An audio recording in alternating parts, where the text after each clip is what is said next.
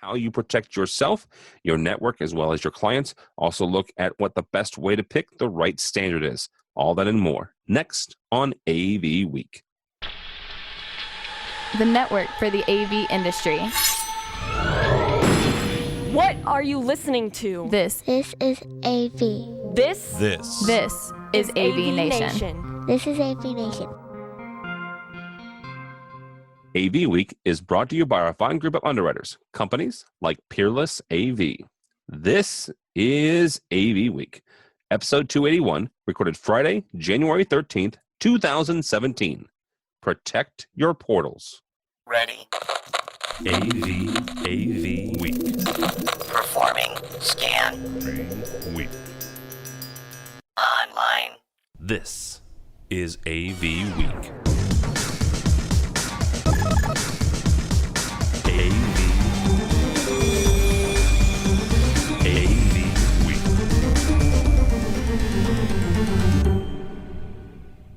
This is AV Week, your weekly wrap-up of audiovisual news and information. My name is Tim Albright. I am your host, coming to you from a bunker 20 feet below sea level because St. Louis is under a very interesting ice storm right now. But hey, we still got to do AV Week. With us to talk about all things AV is a very nice young man who's about 2 hours north of me. His name is Jeremy Caldera. He is the educator of the year, young AV professional, and a heck of a human being also from IAS Technology. How are you, sir? I'm very good. How are you? Doing good. Not as much ice here as you got right now, but I'll trade you, dude. It's still bad. It's like the end of the world.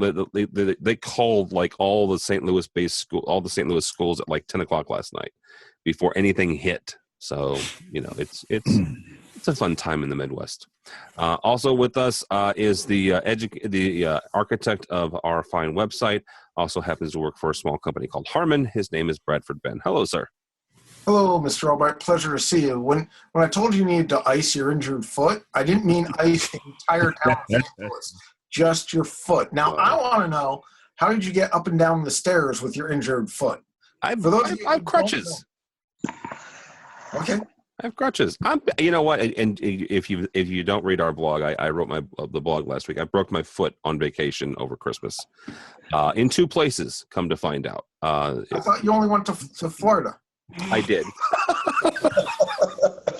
Is this what I need to put that legal disclaimer in of, yes, I work for Harman, but the opinions expressed in mine and all that good stuff. So, yeah. That is Bradford Shecky Greenback. Last but not least, the left side of my brain, producer and all-around good guy, and works for an integration firm in New York. Hello, Mr. Tucker.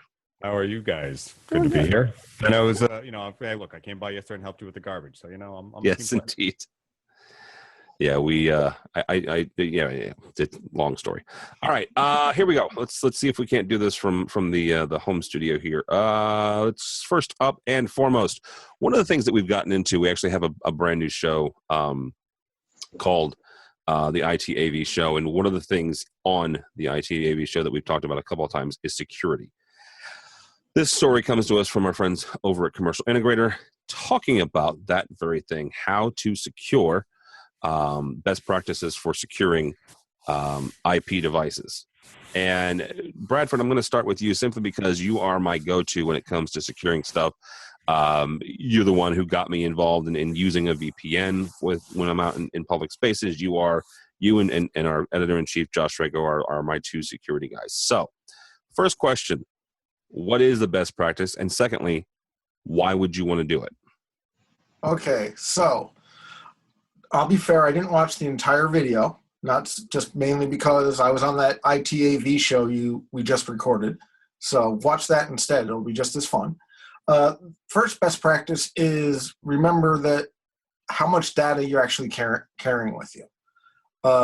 People go, well, I lost my phone. That sucks. I'm like, well, it has all of your personal contact info, all of the stuff that may or may not be appropriate, various photos, your American Express card, your frequent flyer card, your Visa card, your PayPal account, your Facebook account, all this personal information. And a lot of people do I'm just going to leave it unlocked, or do a thumbprint, or do a 4-character number. to unlock it. Well, that's kind of bad practice right there. At least lock it. It's like Okay, hang on for a second. Wait a minute. Why is the thumbprint a bad practice? So a couple reasons the thumbprint's a bad practice. And this is going to sound really evil and bad. And this is where you're going to say I'm being paranoid. But remember, I am paranoid. Yes. So the thumbprint, as well as other things, don't require anything beyond a fingerprint. Now, that doesn't necessarily mean that you have to be alive. It also has been proven that they can print a fake fingerprint. But it also means it's way too easy for you to just go, oh, here it is, or put it in your pocket and leave it unlocked. So the thumbprint, while good, is not the most secure. Okay. It's also kind of like a 4-character number thing on your phone is not the most secure because if you tilt your phone, you can see where the smudges are and take a guess.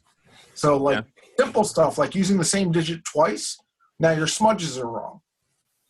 Better stuff, using 6 digits, using a long passphrase, using, a 2-factor authentication, which is very difficult on a phone, so it doesn't apply, but could apply on your computers and your websites. I know George and Tim hate the fact that I put 2-factor authentication on the website, but it just means you have to log in and then you have to have a second piece of information to clarify that you're you.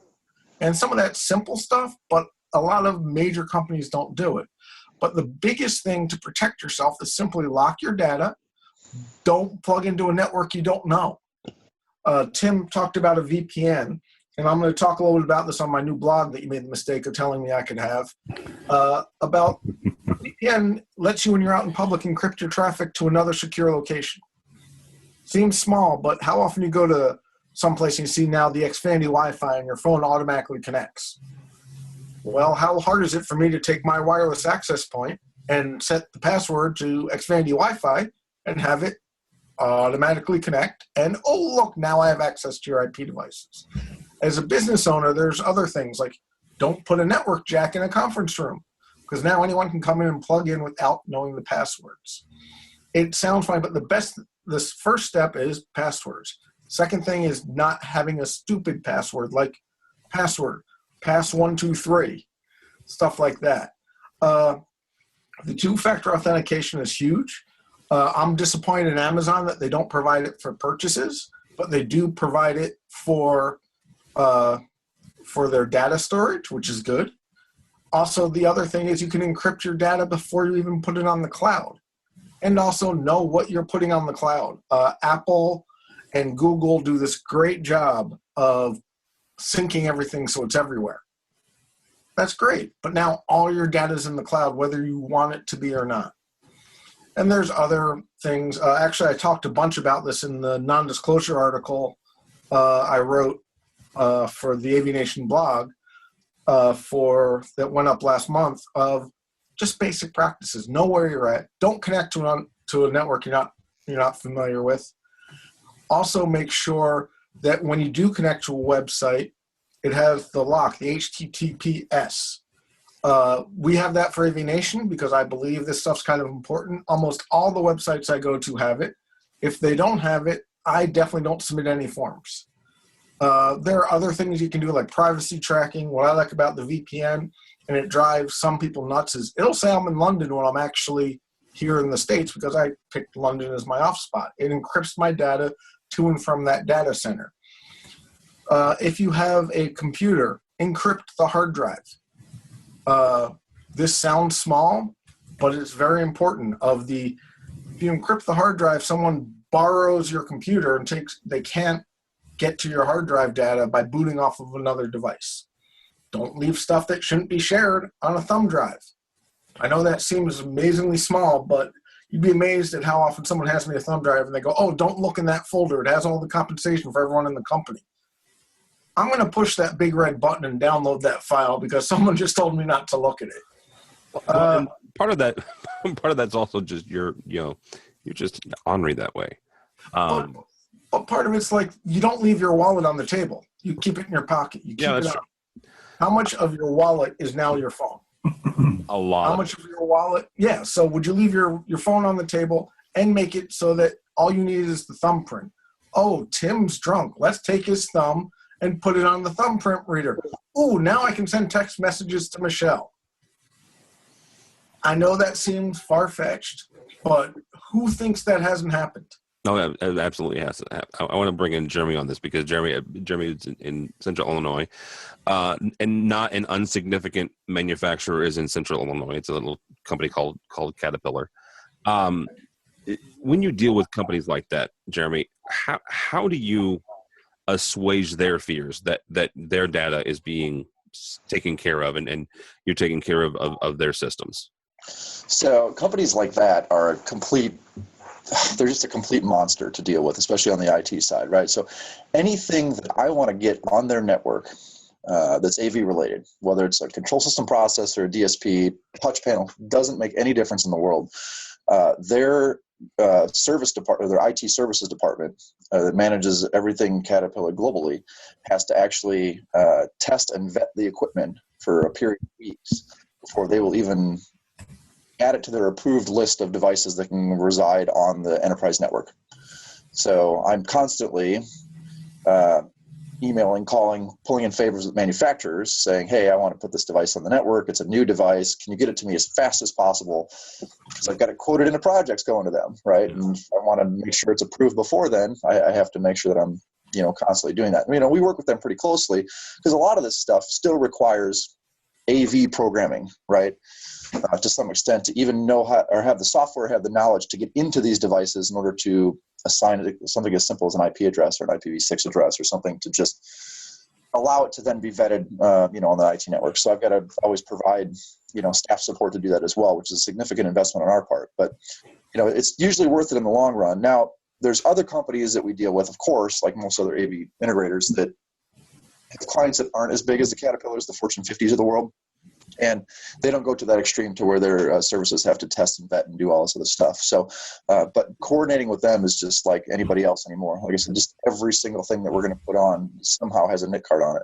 So we need to make sure that we're doing our best to at least research or ask what are the guidelines for putting stuff on your network.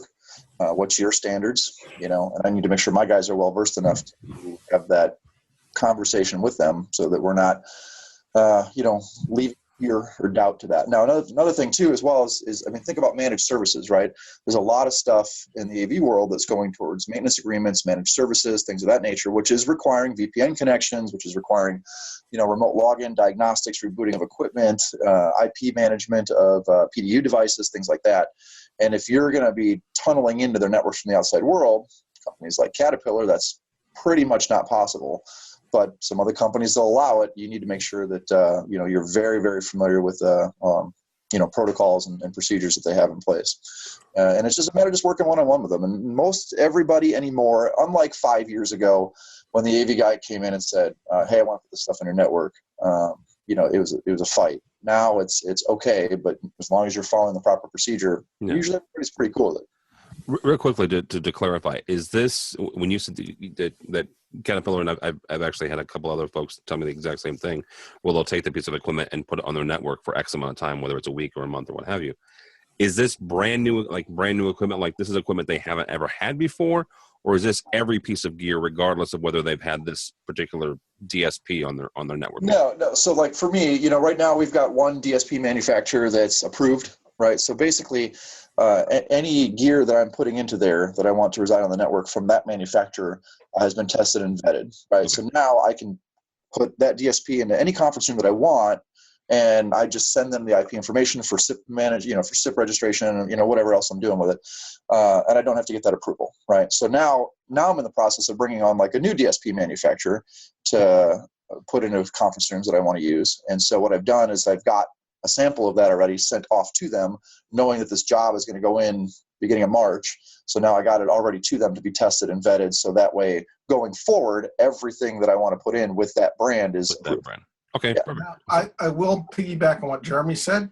Great point. Bring it back to the important stuff, because I was definitely in the nerdville.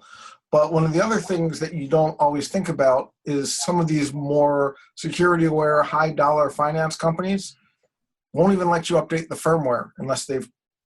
Oh, exactly. So there is products that have had firmware that's 5 years old. And here's the thing, though, Bradford, and this is something I've been screaming about for a year because of a certain issue with a certain control manufacturer. I wish that manufacturers, and Harman is the guilty, as Crestron is as guilty as anybody else. Y'all keep calling it firmware. You need to stop doing that. If it's a feature update, sure, knock yourself out. Call it firmware all day long. But you have to start issuing security updates as well, and not as part of the firmware, because of that very reason. I will agree and disagree with you. Shoot. The reason is because before, as a manufacturer, we release a piece of software, whether it be firmware or security patch, whatever you want to call it, we have to do regression testing and have to make sure it's going to work with all the various flavors. Now, without getting into every detail and getting boring, for us to do a 2-channel amplifier takes 24 hours, and that's automated. We go through and check that the EQ points work, that all the values can corroborate, all that stuff. Then you start putting in 8-channel amps and some of that, and think about how long the test time becomes. Also think about what it does to the customer if we say, here's an update this week, and here's an update next week, here's an update the week later. So that's one of the reasons all these things, unless it's a Microsoft, we roll them all together. It's one of the reasons that Microsoft has patches today. So you're not doing everything all the time. And see, that's what I'm basing this on. Right. That idea. Right. But I agree with you we as manufacturers across the board, not just Harman, not just Apple, not just Google, especially not Facebook with the we've improved stuff, needs to indicate what's going on. And it's a double-edged sword of liability. So for instance, and this is 100% making this up, if I make a IP-controlled slushy machine, and all of a sudden I come out with new firmware that fixes an issue that no one has had, like say the slushy machine defrosts and all of a sudden puts out boiling slushy instead of frozen slushy. Well, that could burn someone, liability, blah, blah, blah. You don't want to say we're fixing this huge problem if no one's had it. You just want to say we fixed the problem. And some of that's marketing management, because who knows when Apple says, oh, we've done these security updates. And from do you want to tell everyone all the things that are weak and busted to get back to security of if I'm running firmware, OS 10 on my iPhone instead of 10.1, now if we tell you everything we patched in it, all that an unscrupulous person has to do is look for 10.0 and know where all the holes are. That's true. So it's a balancing act, and I 100% agree with you. And there are places you can go look for this information. There's information security or InfoSec where I'm on the Twitter feeds. I get these things. It's like knowing why Juniper has these leaks in it and what the passwords are for here. So this is very valid feedback, but just want to kind of expose the other side. It's like the point I make is there's a whole big process in here. It's not just, release a piece of software because, I made a blog post and I spelled something wrong. Let me go back and change that blog post. Not like I've ever done that. It's I'm releasing new firmware that goes into different pieces of hardware that are 78 different pieces of hardware. Well, I've got to test it with all of them. I don't want to tell everyone what the problem is if they didn't have it. It's kind of like I was talking with a friend of mine who's a physician. He said the biggest problem he's had with medicine recently is that now on the television commercials, people tell you what the side effects are for all these drugs. And it's psychosomatic. People have the side effects because they've been told about it. Yep. That's one of the things with the firmware updates of you got to be a little careful. And once again, I got to make this is me talking. I'm not speaking on behalf of Harman. Yeah. All right, Mr. Tucker, let's bring you in. George has a couple of points or angles for this. George has worked in theater. He's worked on live events, worked for a manufacturer, now an integrator. So, Mr. Renaissance AV man, how are you securing these in these various locations? Whether that is the theater, whether that is, live events or now in your current gig as an integrator. Well, that's a wide I know it's a lot answer. Well, okay, so it depends on the location. Much to the chagrin of the folks like Jeremy and Bradford, it depends on the location. Sometimes you get a lot of help in that, and sometimes you have the ability to do it, and sometimes you don't. Especially in the corporate and theater world, look, that's really about what Jeremy was talking about. Talk to the IT department, know what the manufacturers are doing, know what their protocols are, know what ports are open and not open. as one of the tenets of that video webinar that they included in that article said, shut off the telnet. How many of these devices have telnet and it's the one they don't turn off? Turn them off. Because that's one of the ones that the sneaky guys can get into. In residential, we manage it. So especially for the firm I work for, Backstage AV, we put in a majority of the IT systems, the network, the servers, the Wi-Fi, any kind of access like that, and help manage the ISP so that we can know what's going in, what's going out. We can lock it down for them. That's a little simpler to do in a house. But for the corporations, it really is about sitting down going, what is your policy? What's allowed? What's not allowed? What kind of traffic loads can you take? What kind of things are you looking for to prohibit? If the device has SNMP, am I going to get in trouble because I went to go sniff something when we're doing diagnostics? A lot of those things matter, and it's about communication beyond all other things with those departments about what's going on. If they don't have a policy, it's probably the best bet to sit down and go, let's do this together so we all know. And no one can point a finger in the end. And if you don't have a policy as a firm, then you need to write one about what you think you need based on what you put in. Yeah. And that's really what it comes down to. And I want to follow up with something George said. And I'm not going to go into the weeds again, Tim, I promise. Write it down. Mm-hmm. Yeah. That's the big thing. Hallelujah, brother. Hallelujah. I'm sure Jeremy has this with what's the scope, what's going on, all that stuff. As integrators, as manufacturers, if it ain't written down, it hasn't happened. I drive friends of mine nuts of, does it have a dollar sign on it? Yes, it's being written down. The other thing, and this is me being someone who's been doing this for years, I used to love when IT and AV were separate networks because my network was my network, IT was IT's, and never shall the twain meet. And it was a lot easier. And sometimes that's still a very cost-effective solution to secure your AV equipment. And don't overlook that. Yes, people are like, well, it's going to save money putting it on base building and blah, blah, blah. And I'm like, yes, it will. I still get that request to do that on a regular basis. Yeah, I still think it's a very viable solution and oftentimes a lot less expensive. I have one major client, once again, a big Fortune company. Their entire campus for business, et cetera, runs on Cisco. The AV department's projects run on HP switches. Specifically, so they're different networks, different protocols, equipment doesn't intermix, and it solved many, many hours of headaches. I'm sure, yeah. All right, we'll move on from this. We've spent a few minutes on this, but it's an important topic. I actually spend the entire time talking about it. We're actually going to skip a couple stories actually and go to the AVDivision SDVOE story. It comes to us via a press release from them. You can check that out on our press release section. But here's the actual quote from them. Quote unquote, AVDivision, Christie Digital, Netgear, Sony, and ZV today announced they have formed the SDVOE Alliance to standardize the adoption of Ethernet to transport AV signals in professional AV environments. That is PR speak to say that they've started a new organization for a standard. Can I put that in Yogi Berra speak? Go ahead. It's deja vu all over again.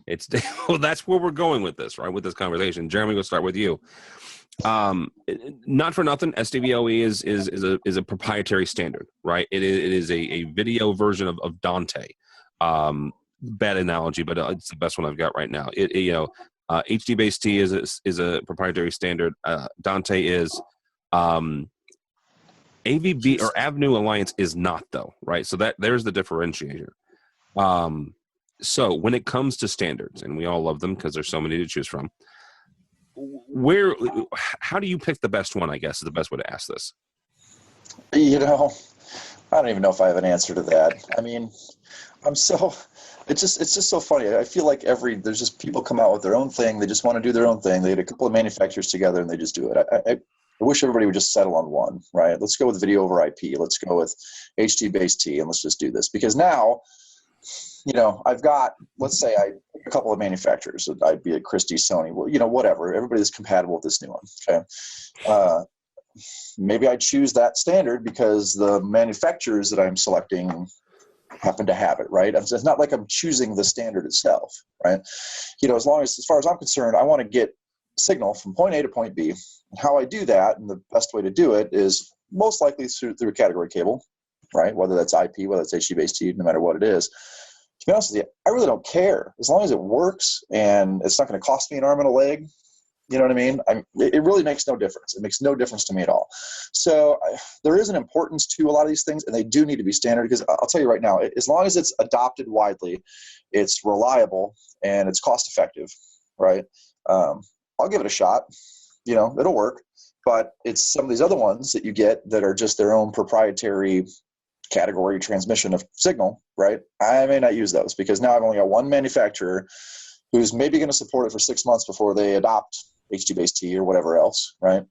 So I'm just going to be leery of those. So, but as far as I'm concerned, picking one, like I said, as long as it works, I'm good, All right, Mr. Tucker, same kind of question to you. Which I guess the best way to ask this is not to be as pointed to Jeremy, but for you, what is your criteria for choosing or going with a certain standard? Well, it's got to be how connected. Well, what's the connectivity to other products? How easy is it to implement? And what features does it give me, and price? And those don't always go in that order, and sometimes they shift around quite a bit in order of priority. But it is about, is it something I can get from a number of manufacturers? Does it solve my problem? And can I do it for a margin that works? Because we know we want to do it over IP or over category cable or some function of that. Can it give me 4K uncompressed? I know there's data rates and other things that could make Mr. Bradford spin off on stuff like that. But that's my central questions is, what does it give me and how can I get there? And for someone in the residential AV market, I may not be taking a chance on a brand new thing. In a commercial market where things change out a little bit more frequently, I might look at it and go, this might be an option. The two manufacturers that are on board now might be the perfect marriage that I need. And I could try it for the right price. When you asked again, why do this? My first thought was, stop progress? The march of industry goes on. So there is something to that, by the way. We need to be able to allow development of new ideas happen and see if the marketplace will allow them, even if there's an entrenched version. HT-T and some of the other stuff does really well. And until we need an overriding reason to really move on from it, it probably will be the main standard, and these other ones will be used in very specific ways. I don't know much about it, but does it have really secure data rates or secure data transmission packets? Maybe that's a government thing.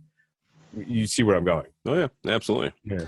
All right, Bradford, from a couple different angles here, because not only is Bradford, works for Harman. Harman's a member of the Avenue Alliance, so they've got a lot of stuff going on with that standard. Again, that one's an open standard, not proprietary. But you also have products that do Dante, right? Harman owns SVSI. Thank you. They were bought by AMX, and so that AMX is in my head, right? So you've got a couple different areas to go through. My first question to you, and you can go off on a tangent after this, the fact that they have Christie and Sony, is that not significant? The fact that you've got two pretty significant players coming out of the gate here? It's pretty significant, but it also shows that there are some problems. Okay. Awesome.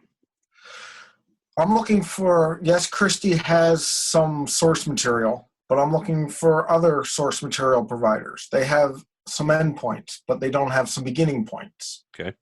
I think the fact that there's this much capital behind it means it'll work. I wonder, to George's point, and like I said, I haven't read the full press release. I don't know all the I've read the press release, but I don't have all the technical specs of, is there digital rights management in here, which is why Sony wants it for being able to protect the copyright stuff when they do digital cinema. I could see that being a reason it makes a difference. Don't know that yet. So I think the fact that they're big players means quite a bit, but to be fair, and this is where I have to make that disclaimer again, opinion, not necessarily speaking for Harman, there were some big players on the Avenue board, including Cisco.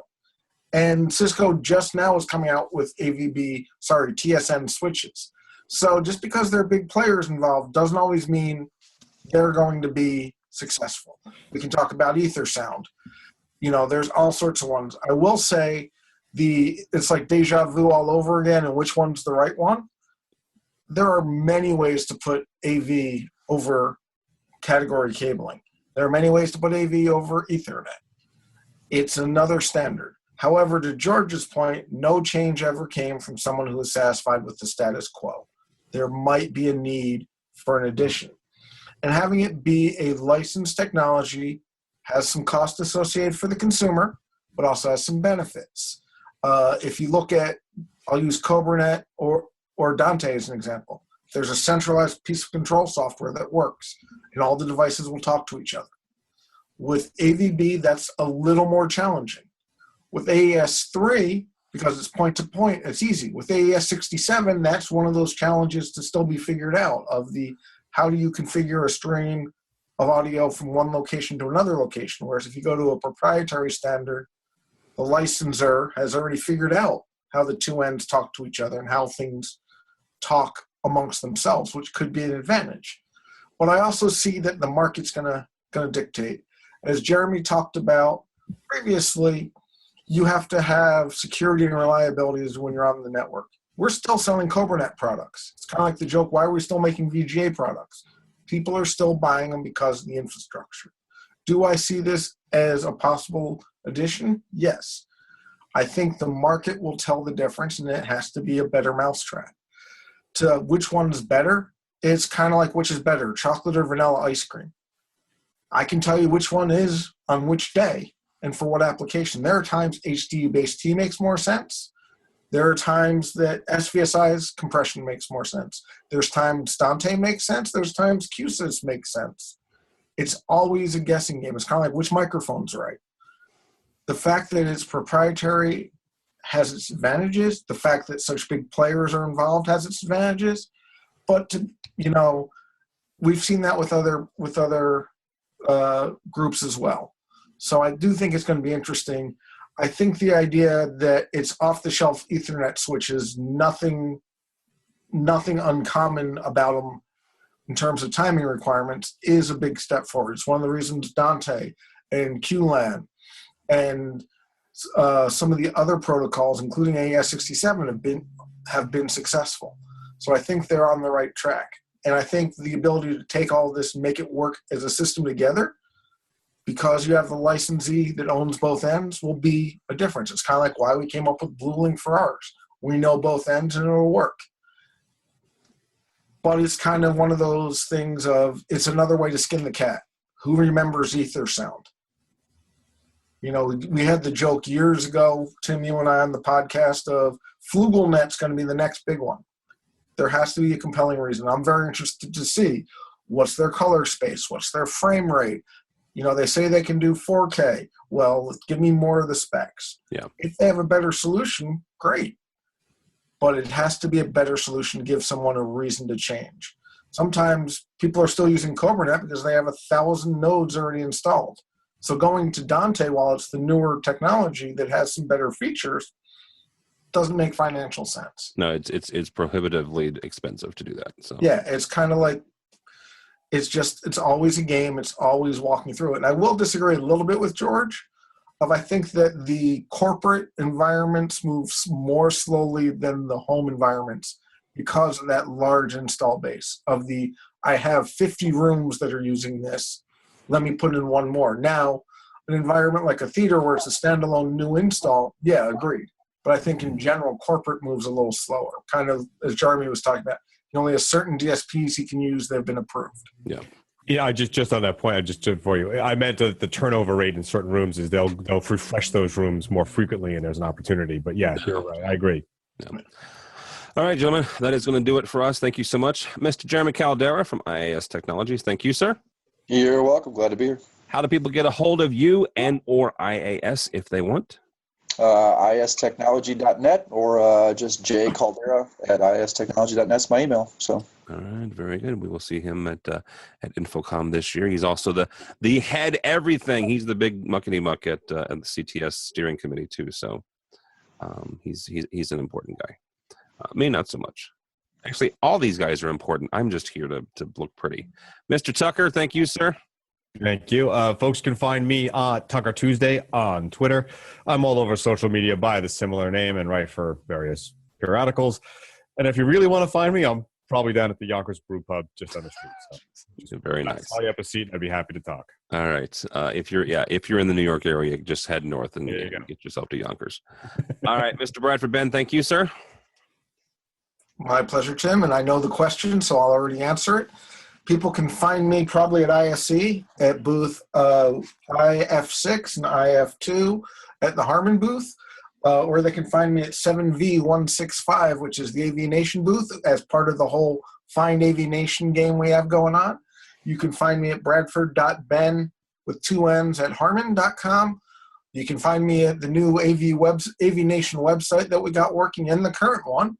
And you can just always put me into the search engine of your choice. In my case, it's DuckDuckGo as Bradford Ben, and it'll find me on the social medias, on my websites, on the AVNation sites, on the Harmon site, everywhere you want to be as the king of all media, as Howard Stern used to say.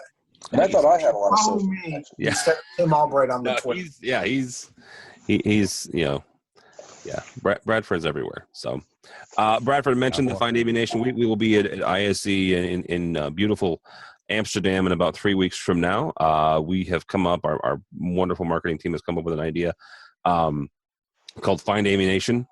So on our website, you'll find all of our ISE stuff in one location, but under that is the game Find AVNation. Go by various people's web booths at ISE, take a picture, post it up, and tag us. And the couple, 2 or 3 winners will get some nice prize packages. Actually, when we started talking to folks about this, they're like, "Hey, do you need prizes?" And I'm like, "Sure, we'll take stuff." So a bunch of our underwriters are getting together and giving us stuff in addition to some AVNation swag and possibly getting on an AVNation podcast. Some people would consider that a prize. Some people wouldn't. It depends on your preference. So you can find all that stuff at AVNation. All of I mentioned our underwriters. They're the folks that help us do what we do. So check those out and let them know that you appreciate it. But all that stuff, as Bradford said, is on our website. Our current one and the new one should roll out about ISE time. As long as you guys don't make any more changes and let me sleep. As long as the squirrels get into order and Bradford gets to sleep, that is also the new and the old one will be at avnation.tv, avnation.tv. Thank you so much for listening. Thank you so much for watching. That's all we have for AV Week.